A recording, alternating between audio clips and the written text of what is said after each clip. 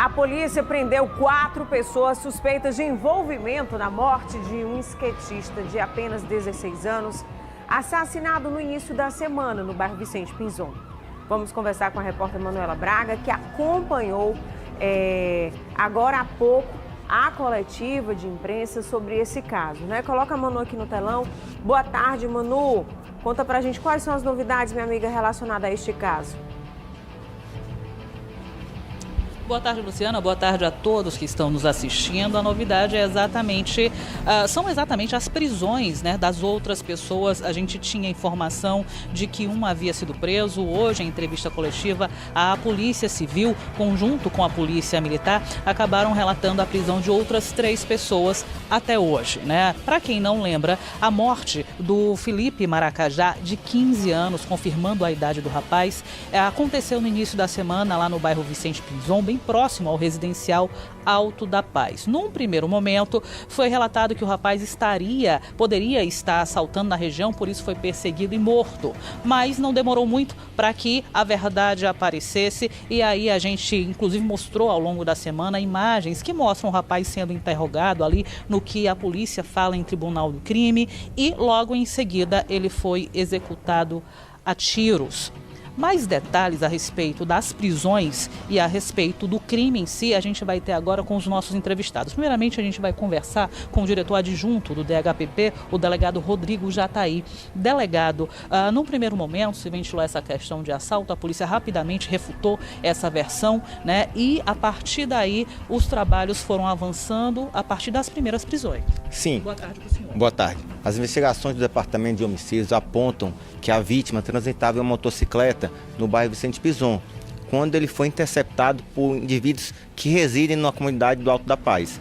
A vítima foi interrogada, obrigada a fornecer a senha do celular, e os suspeitos acreditavam que a vítima tinha uma ligação com a organização criminosa rival a que eles participavam. E isso teria sido o motivo da morte da vítima. Então a vítima foi agredida por várias pessoas e depois morta. O Felipe não morava na região, ele morava nas imediações. Sim, o Felipe, a vítima de 15 anos de idade, ele morava no bairro Vicente Pinzon, mas não naquela localidade, em outra localidade. E com base nas prisões, nas pessoas que foram ouvidas, o que eles informaram daquela situação em si? A partir de que momento eles resolveram realmente matar o rapaz? De acordo com os suspeitos, ao analisar o telefone da vítima e ao interrogarem, vincularam ele a uma organização criminosa rival a que eles participavam. E isso teria sido o motivo, né? Então, analisando o celular, em conversa com ele, decidiram matá-lo.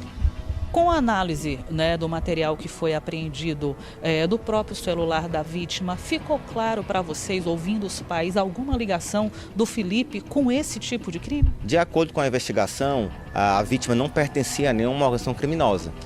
Essa situação foi uma dedução dos próprios suspeitos, mas a polícia não conseguiu demonstrar o envolvimento dele com uma organização criminosa. Bem, gente, o Felipe, ele era skatista profissional, né, 15 anos de idade, mas já havia participado de campeonatos fora do nosso estado, representando o estado do Ceará, né, isso a gente também divulgou ao longo da semana, e acabou tendo essa morte trágica. Como eu bem disse para vocês, as prisões foram acontecendo paulatinamente, né, seguidos os dias desse assassinato. Dessas prisões, algumas delas foram feitas pelo grupamento Raio. Aqui ao meu lado está o Tenente Braga. A gente tem pelo menos 3 prisões realizadas pelo Raio, inclusive a primeira horas após o crime. Tenente, como foi a prisão do Tiago Lima dos Prazeres? Boa tarde para o senhor. Boa tarde a todos, né? O primeiro envolvido aí no fato foi preso pouco após o ocorrido, né? Nossas equipes, através das imagens do Nuvid, né, conseguiram identificar esse indivíduo lá nas proximidades do Alto da Paz. Então, logo identificado, ele foi conduzido à Delegacia de Homicídios e autuado em flagrante lá no artigo 121, né? Frisando um alinhamento lá com a Delegacia de Homicídios, passamos a diligenciar no turno B também na busca dos outros elementos, né? E a partir daí, nossas equipes diligenciaram incansavelmente, tanto o CP Raio quanto do POG. No dia seguinte, conseguimos prender mais um indivíduo, de nome Ednardo, né? Esse também foi conduzido à Delegacia de Homicídios e também autuado no artigo 121. A Polícia Militar ontem, continuando diligências incansáveis, o POG conseguiu, através do 8º Batalhão, conseguiu efetuar mais uma prisão de um possível envolvido. A Polícia Civil está continuando as investigações para saber se realmente, de fato, ele tem ligação diretamente com o homicídio, porque no momento que ele foi encontrado, ele estava com a motocicleta que pertencia à vítima. Ou seja, minimamente aí já existe uma suspeita muito grande. Com certeza, ele tem algum tipo de envolvimento, inclusive ele tem os 2 indivíduos presos, presos pelo CP Raio, têm passagens criminais. É exatamente essa questão que a polícia está avaliando agora. Esse último preso com a moto, né, do rapaz, que naquela ocasião a polícia, o próprio delegado relatou que ele estava de motocicleta quando foi abordado, né? A motocicleta até então havia sumido, né? A gente reforça aí a necessidade, o quanto que é essencial o vídeo monitoramento em alguns pontos da nossa capital e ajudam esse trabalho da segurança pública. Foi com base nesses vídeos que os policiais militares conseguiram prender pelo menos 2 pessoas visualmente, né, visualizadas aí por esses equipamentos. E delegado, das pessoas presas, quantas delas têm passagens pela polícia? Dos 4 presos, 2 deles têm passagem, 2 não. Quando a gente fala nesse rapaz que estava com a morte do adolescente, o que coube a ele até agora, o que a polícia tem em relação à participação dele? Do que estava com a moto? Sim, aí ele estava na posse da moto, utilizado pela vítima no momento do arrebatamento, e também ele é visto nas imagens no momento do interrogatório. Ou seja, ele estava no ambiente do crime. Sim, sim. Possivelmente ele tem participação também no homicídio, né? No momento do flagrante de ontem não tinha elementos claros, por isso que o colega delegado soltou pelo integrar a organização criminosa. Mas a investigação vai apontar o envolvimento dele também com o homicídio da vítima. Quantos deles foram autuados por homicídio, delegado? Dos 4, 3 foram autuados por homicídio. A polícia ventila aqui quantas pessoas podem ter participado dessa ação? A gente acredita, pela investigação, mais de 7 pessoas participaram desse crime, entre agressões, execução e mandante. O mandante estava ali? Até agora a investigação aponta que ele não estava no momento do crime. Ele determinou a ordem por telefone, mas as investigações vão avançar para a gente conseguir capturar também o mandante do crime. Olha, gente, as investigações, como vocês perceberam, estão bem avançadas.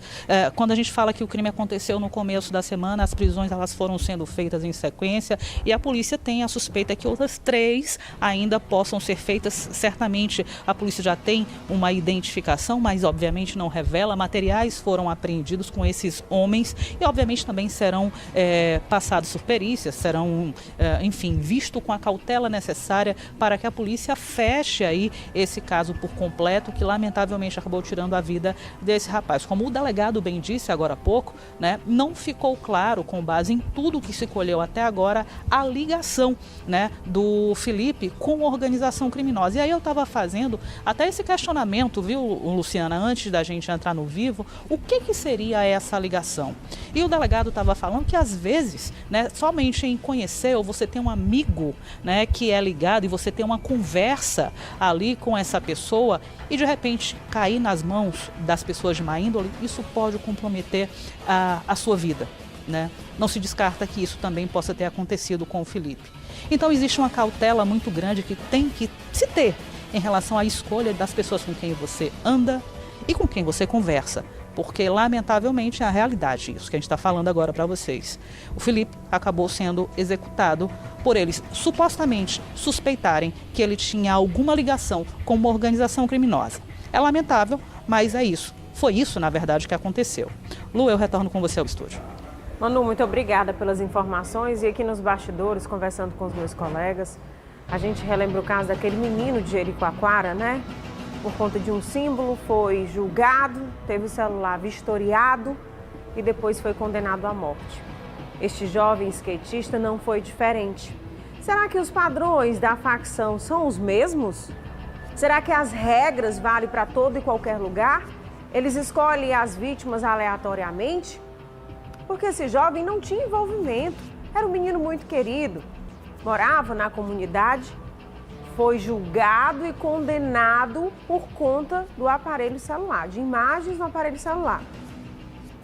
Agora veja se pode. Se você não tem envolvimento com uma facção, mas tem contato com alguém que agora você paga por isso. Porque não está escrito na testa de todos, né? Não dá para você definir hoje quem é ou quem deixa de ser. Eles estão inseridos em todos os meios. A polícia segue investigando, a gente segue acompanhando e agradecendo o trabalho, né, que esses agentes têm feito com dedicação, que sem sombra de dúvidas faz total diferença.